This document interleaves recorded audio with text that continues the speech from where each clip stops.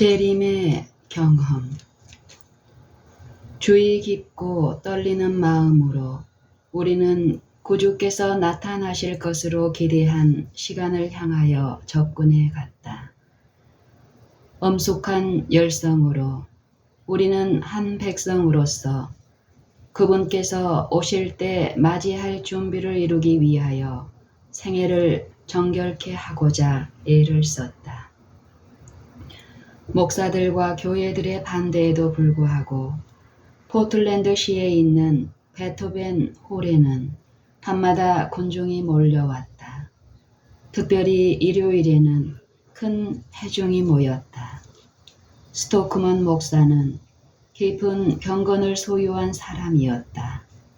그는 건강이 좋지 못했지만 일단 사람들 앞에 서면 육체적 연약함에서 떠난 것처럼 보였고 그의 얼굴은 그가 거룩한 하나님의 진리를 가르치고 있다는 것을 의식함으로 광채가 났다. 많은 사람들의 마음에 깊은 감명을 준 그의 말에는 엄숙하고 마음을 살피게 하는 능력이 있었다. 그는 때때로 하늘 구름을 타고 오시는 구주를 영접할 때까지 살고 싶다는 강력한 열망을 나타냈다. 그의 봉사활동을 통하여 하나님의 영은 많은 죄인들을 각성시켜 그들을 그리스도의 우리 안으로 들어오게 하였다. 집회들은 그 도시의 여러 지역에 있는 개인 주택에서 여전히 열렸으며 가장 좋은 결과를 내었다. 신자들은 친구와 친척들을 위하여 활동하도록 격려를 받았으며 날마다 회개하는 사람들이 증가하고 있었다. 온갖 계층에 속한 사람들이 베토벤 홀에서 열리는 집회에 몰려왔다. 부자와 가난한 자, 높은 자와 낮은 자, 목사들과 평신도들이 모두 여러 가지 이유로 그들 스스로 재림의 교리를 듣고자 열망했다. 많은 사람들이 왔지만 설 자리를 찾지 못하여 실망한 채 돌아갔다. 집회의 순서는 단순했다. 대개 짤막하고 요점이 분명한 설교를 한 후 일반적 권면을 하도록 자유가 주어졌다. 일반적으로 그처럼 많은 군중에 비하여 가장 완전한 정숙이 있었다. 주님께서는 당신의 종들이 그들의 믿음에 대한 이유를 설명하고 있는 동안 반대의 정신이 일어나지 않게 제지하셨다. 때때로 진리를 전하는 자들은 연약하였지만 하나님의 영은 그분의 진리에 무게와 능력을 더하셨다. 거룩한 천사들의 임재를 집회에서 느끼게 되었고 적은 신자들로 이루어진 단체에 날마다 가담하는 사람들이 증가하였다. 한 번은 스토크먼 목사가 설교하고 있을 때 전에 이 이야기에서 언급한 적이 있는 크리스찬 침례교에 속한 브라운 목사가 앞 좌석에 앉아서 열렬한 관심으로 그 설교를 듣고 있었다. 그는 크게 감동하였는데 갑자기 얼굴이 죽은 사람처럼 창백해지고 앉아있는 의자에서 비틀거렸다. 마루에 넘어지려는 찰나에 스토크먼 목사가 그의 팔을 붙잡아 의자 뒤에 있는 소파에 눕혔다. 그는 그곳에서 설교가 끝나도록 힘없이 누워 있었다. 그는 일어났지만 얼굴은 여전히 창백했다. 그러나 그 얼굴은 의의 태양 되시는 그리스도께로부터 받은 빛으로 빛나고 있었고 그는 매우 인상 깊은 간증을 하였다. 그는 하늘에서부터 거룩한 기름 부음을 받은 것처럼 보였다. 그는 평소에 흥분해서 완전히 벗어난 진지한 태도로 말을 느리게 하였다. 이때 그가 엄숙하고 정중한 말로 죄인들과 동료 목사들에게 불신과 편견과 냉랭한 태도를 버리고 고상한 베레아 사람들처럼 거룩한 말씀을 상고하되 그 말씀이 과연 진리인지 확인하기 위하여 성경절을 서로 비교하면서 연구하라고 경고할 때 그의 말에는 새로운 능력이 따랐다.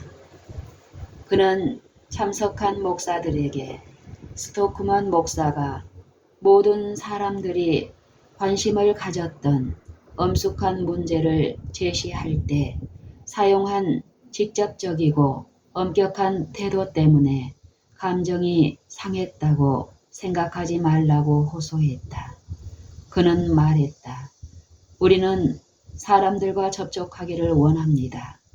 우리는 죄인들이 구원받기에 너무 늦어지기 전에 죄를 깨닫고 진정으로 회개하기를 바랍니다.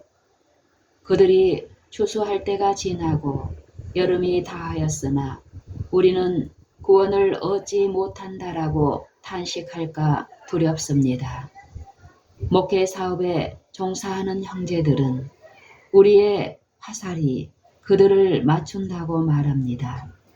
그렇다면 그들이 우리와 백성들 사이에 비켜서서 우리로 하여금 죄인들의 마음에 접촉하게 해주지 않겠습니까? 만일 그들이 스스로를 우리가 겨누는 표적으로 만든다면 그들이 받는 상처에 대하여 불평할 이유가 없습니다. 형제들이여 비켜 서십시오. 그러면 그대들은 화살에 맞지 않을 것입니다.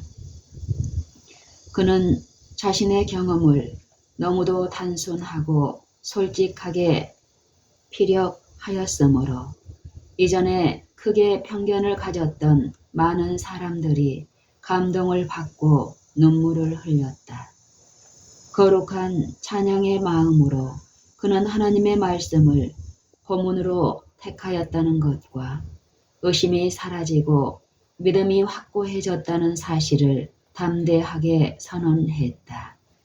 그는 열렬한 마음으로 동료 목사들과 교인들과 죄인들과 믿지 않는 자들에게 성경을 연구하도록 호소하고 어떤 사람도 무엇이 진리인지 확인하는 그 목적에서 그들을 이탈시키지 못하게 하라고 권면했다. 브라운 목사는 그 당시에도 그 후에도 크리스찬 침례교회와의 관계를 더 이상 지속하지 않았다. 그럴지라도 그는 그의 교인들에게 크게 존경을 받았다.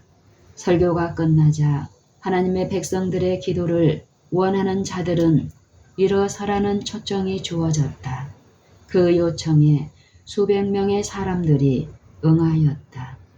성령께서 회중들에게 임하였다. 하늘과 땅이 서로 접근하는 것처럼 보였다. 집회는 밤이 늦도록 계속되었다. 젊은이와 노인과 중년을 막론하고 모든 사람이 주님의 능력을 느끼게 되었다.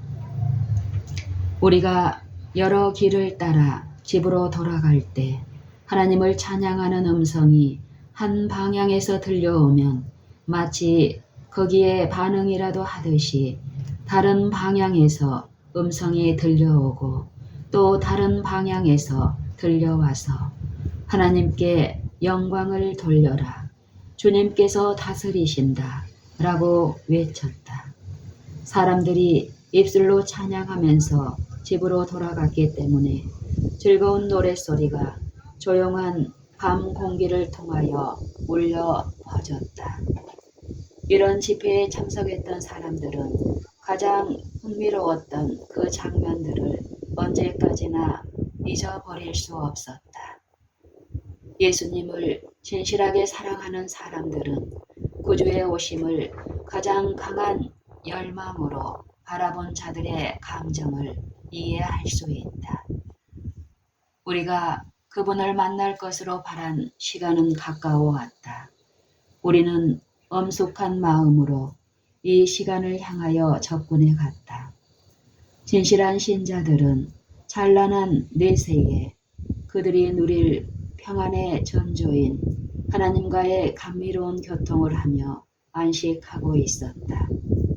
이 소망과 신뢰를 경험한 사람은 누구든지 그 귀중한 기다림의 시간들을 언제까지나 잊어버릴 수 없었다. 세속적 업무들은 대부분 몇 주일 동안 돌보지 않은 채 버려졌다. 우리는 마치 임종의 침실에서 몇 시간만 있으면 눈을 감고 지상의 장면들을 영원히 보지 않을 사람처럼 마음속에 있는 모든 사상과 감정을 주의 깊이 살폈다.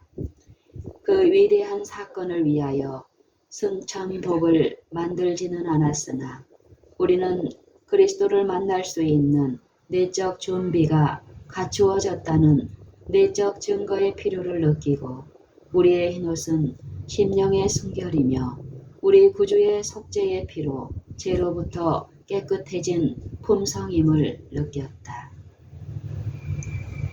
그러나 기대했던 시간은 지나갔다. 이것은 예수님께서 하늘의 구름을 타고 오실 것이라고 믿고 바라던 사람들이 당하게 된 최초의 극심한 시험이었다. 기다리던 하나님의 백성들의 실망은 컸다. 조롱하는 자들은 의기양양해져서 연약하고 소심한 자들을 자기들의 대열로 끌어갔다. 진실한 믿음을 가진 것처럼 보인 어떤 사람들은 다만 공포심에 의하여 영향을 받았던 것처럼 보였다. 이제 시간이 지나가자 그들의 용기는 회복되었다. 그들은 대담하게 조롱하는 자들과 연합하여 미친 광신자 밀러의 교훈을 진정으로 믿을 만큼 기만당하지 않았었다고 선언하였다. 본성적으로 부하내동하거나 망설이는 다른 사람들은 조용히 그 사업에서 떠나갔다. 나는 그리스도께서 정말로 오셨다면 이처럼 연약하고 변덕스런 자들이 어떻게 되었을까 하고 생각했다. 그들은 예수님의 오심을 좋아하고 고대하노라고 고백했다. 그러나 그분께서 나타나지 않게 되자 그들은 크게 안도하는 것 같았고 부주의한 상태와 진실한 신앙을 등한히 하는 상태로 되돌아갔다. 우리는 난처해지고 실망 가운데 빠졌다.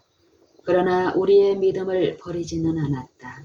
많은 사람들은 예수님의 오심이 지체되지 않을 것이라는 소망을 여전히 굳게 붙잡았다.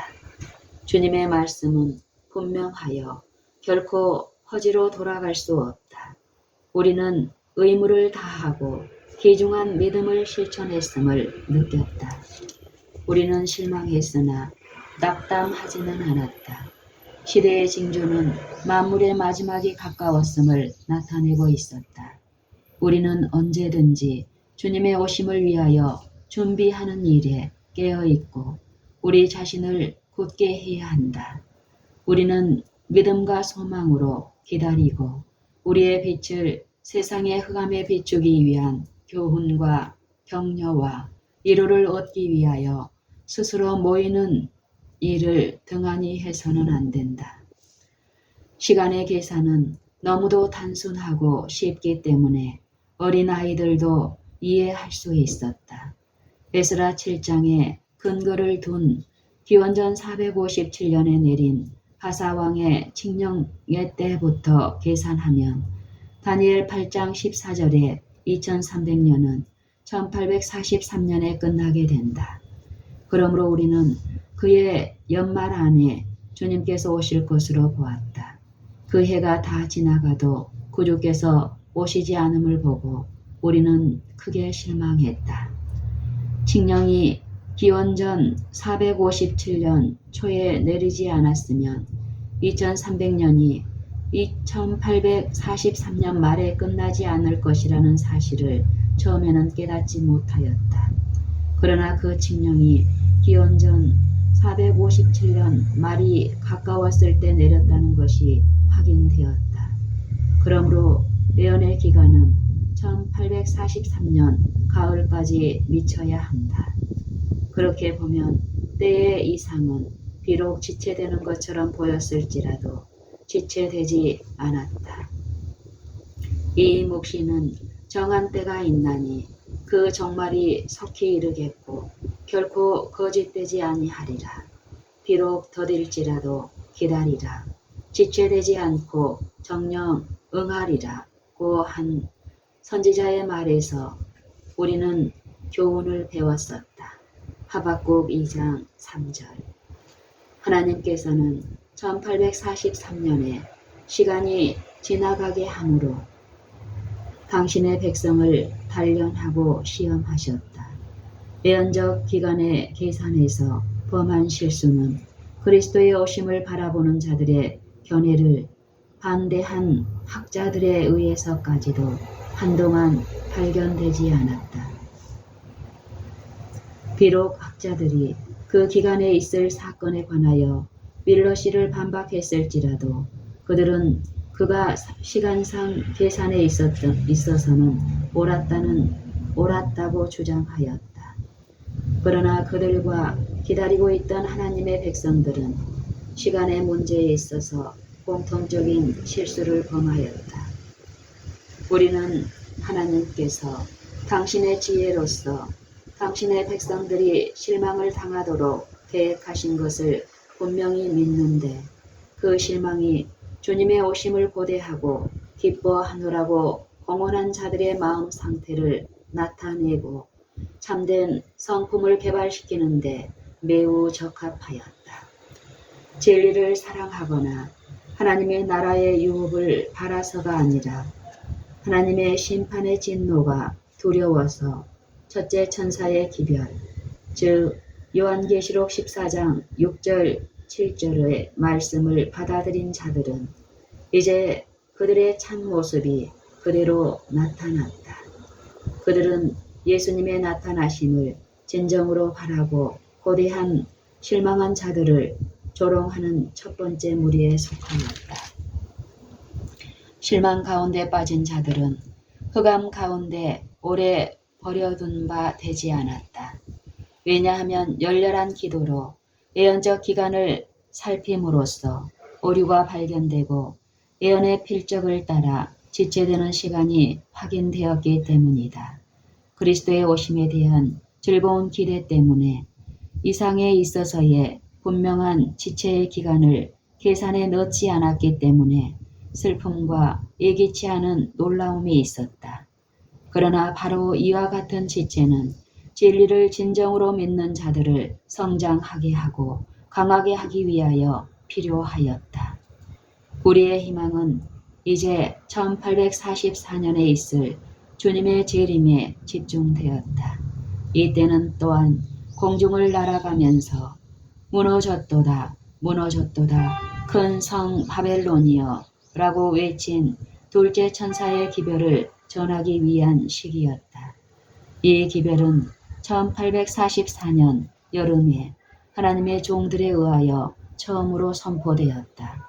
그 결과로 많은 사람들은 타락한 교회를 떠나게 되었다. 이 기별과 관련하여 밤중 소리가 주어졌다. 보라 신랑이로다. 맞으러 나오라.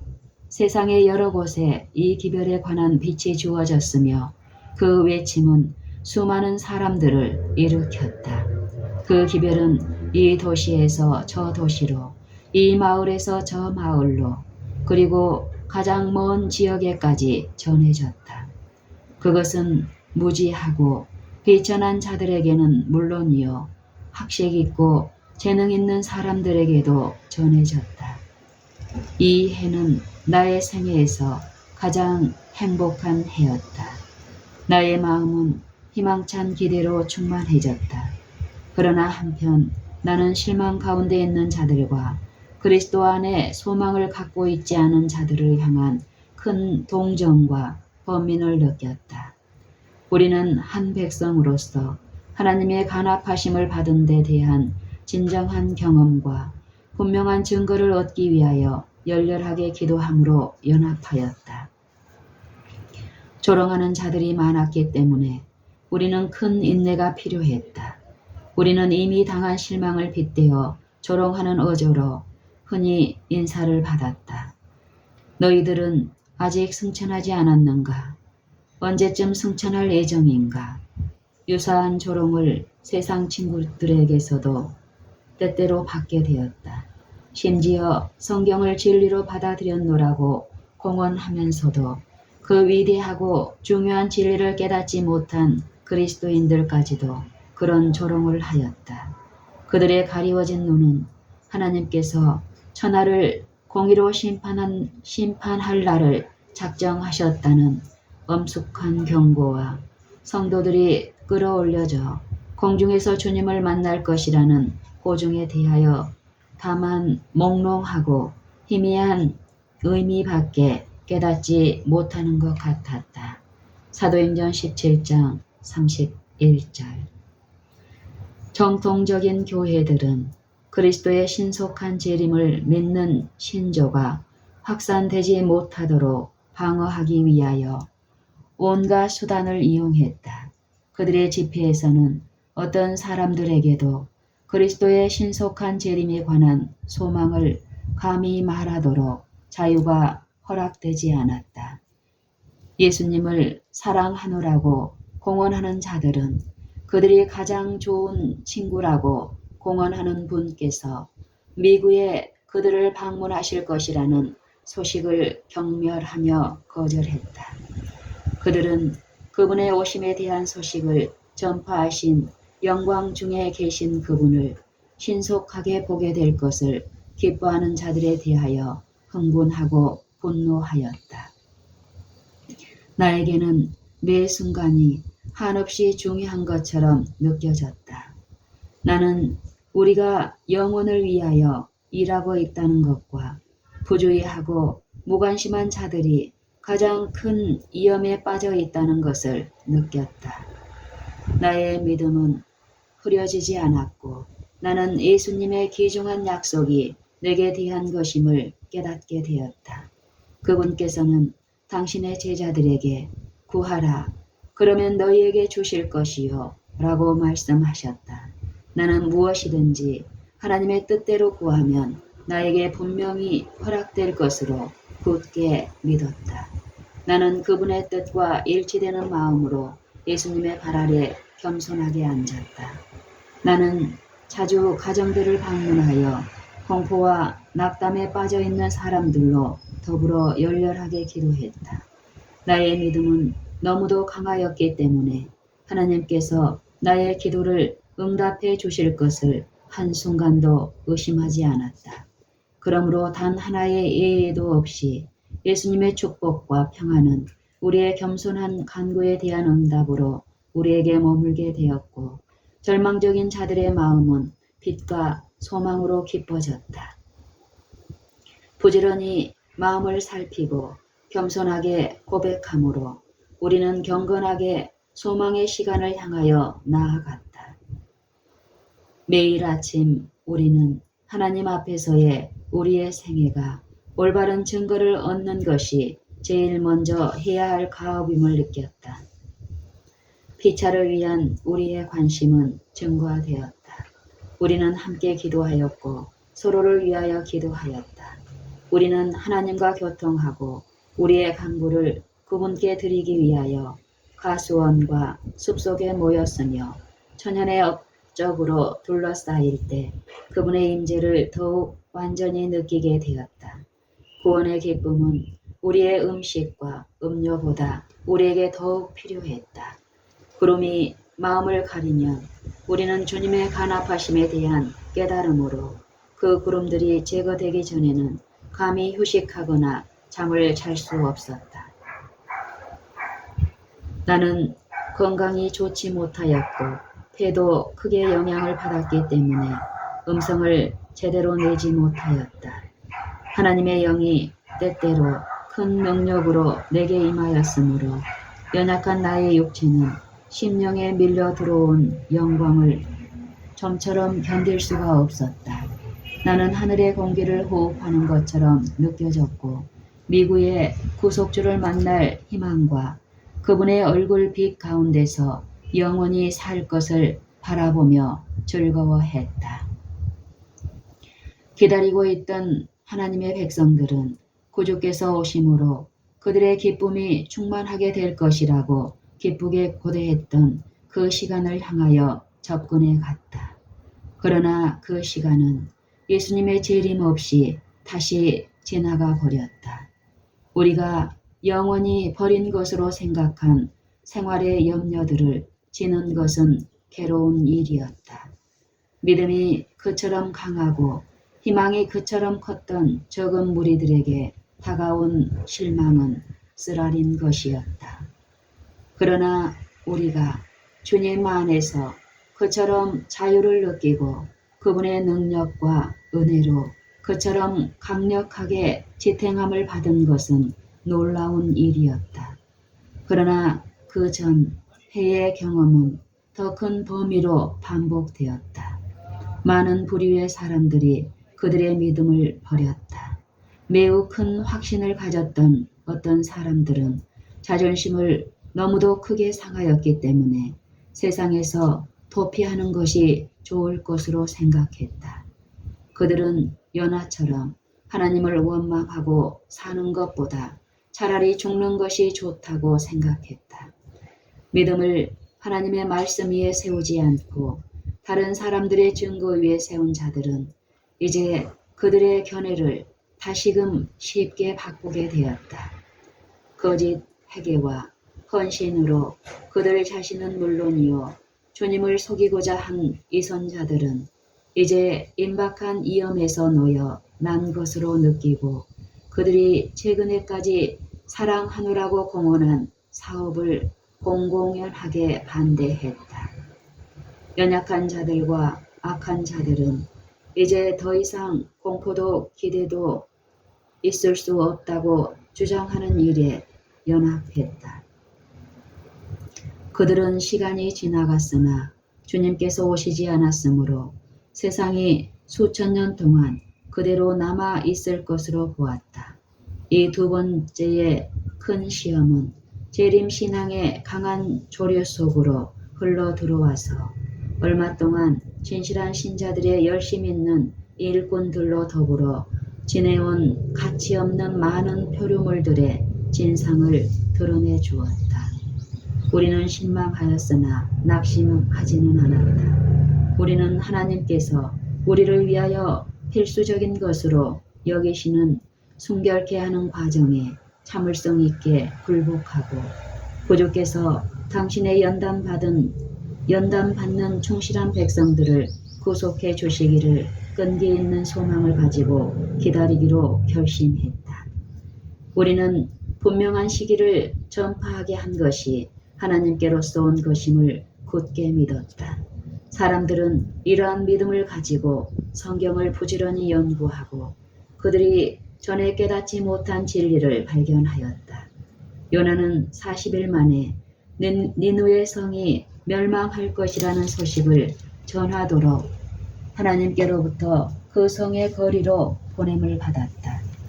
그러나 하나님께서는 니느웨 사람들의 해결을 받으시고 그들에게 은혜의 기간을 연장시키셨다.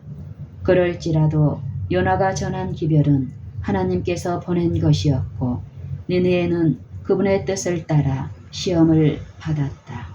세상은 우리의 희망을 일종의 기만으로 우리의 실망을 필연적인 실패로 보았다. 악한 종에 대한 비유를 통하여 구주께서 하신 말씀은 인자의 오심이 가까움을 조롱하는 자들에게 매우 적절하게 해당된다. 만일 그 악한 종이 마음에 생각하기를 주인이 더디오리라 하여 동무들을 때리며 술 친구들로 더불어 먹고 마시게 되면 생각지 않은 날 알지 못하는 시간에 그 종의 주인이 이르러 엄히 때리고 외식하는 자에 받는 율에 처하리니. 마태복음 24장 48절로 51절. 우리는 베드로가 마지막 때에 기롱하는 자들이 나타나서 자기의 육신의 정욕을 따라 행하며 주의 강림하신다는 약속이 어디 있느냐. 조상들이 잔 후로부터 만물이 처음 창조할 때와 같이 그냥 있다 라는 말을 할 것이라고 예언한 기롱자들을 도처에서 발견하게 되었다. 베드로후서 3장 4절. 그러나 주님의 오심을 바라던 자들에게는 위로가 없지 않았다. 그들은 말씀을 연구함으로 귀중한 지식을 얻었다. 그들은 구원의 계획을 더욱 분명히 깨달았다. 매일 그들은 거룩한 책에서 새로운 아름다움과 하나의 성경절이 다른 성경절을 해석해 줌으로써 한 말씀도 헛되게 사용되지 않고 전체를 통하여 일관되어 있는 놀라운 조화를 발견하였다. 우리의 실망은 제자들의 실망만큼 그렇게 크지는 않았다. 인자께서 당당하게 말을 타고 예루살렘으로 들어가실 때 그들은 그분께서 왕으로 즉위하실 것으로 기대했다. 여러 지역에서 몰려온 사람들은 호산나 다윗의 자손이여 라고 외쳤다. 제사장들과 장로들은 예수님께 군중들을 조용히 하도록 진정시켜 달라고 하였다. 그러자 그분은 그들이 잠잠하면 돌들이 외치리라고 주장하셨다. 왜냐하면 예언이 성취되어야 하기 때문이었다. 그러나 불과 며칠 후에 바로 그 제자들은 다윗의 보좌에서 통치하실 것으로 믿었던 그들의 사랑하는 주님께서 조롱하는 자들과 비웃는 자들과 바리새인들 앞에서 잔인한 십자가에 달려 계신 것을 보았다. 그들의 화려한 희망은 사라지고 죽음의 흑암이 그들의 주변을 둘렀다. 그러나 그리스도께서는 당신의 약속에 성실하셨다. 그분께서 당신의 백성들에게 주신 위로는 아름다운 것이었고 진실하고 충성된 자들에게 준 보상은 풍성한 것이었다. 밀러 씨와 그와 연합한 사람들은 다니엘 8장 14절에서 말한 성소의 정결을 이 세상이 성도들의 거처가 되기 전에 불로 정결해지는 것을 의미하는 것이라고 보았다. 이 일은 그리스도의 재림에서 이루어져야 할 것이었다. 그러므로 우리는 그 사건이 2300일 혹은 2300년 끝에 있을 것으로 보았다. 그러나 실망 후에 기도와 열렬한 마음으로 주의 깊이 성경을 연구하고 과도기를 지나자 빛이 우리를 둘러싼 흑암을 뚫고 쏟아져 들어왔다. 그리하여 의심과 불확실은 제거되었다. 다니엘 8장 14절의 예언은 지상의 정결을 말하는 것이 아니고 하늘에 계신 우리의 대제사장의 마지막 사업, 곧 속죄의 완성과 그분께서 오시는 날에 설 수 있도록 사람들을 준비시키는 것을 가리켜 준다는 것이 이제 분명해졌다.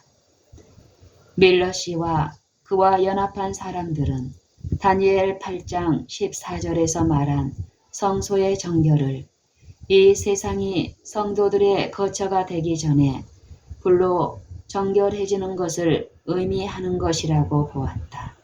이 일은 그리스도의 재림에서 이루어져야 할 것이었다. 그러므로 우리는 그 사건이 2300일 혹은 2300년 끝에 있을 것으로 보았다. 그러나 실망 후에 기도와 열렬한 마음으로 주의 깊이 성경을 연구하고 과도기를 지나자 빛이 우리를 둘러싼 흑암을 뚫고 쏟아져 들어왔다. 그리하여 의심과 불확실은 제거되었다.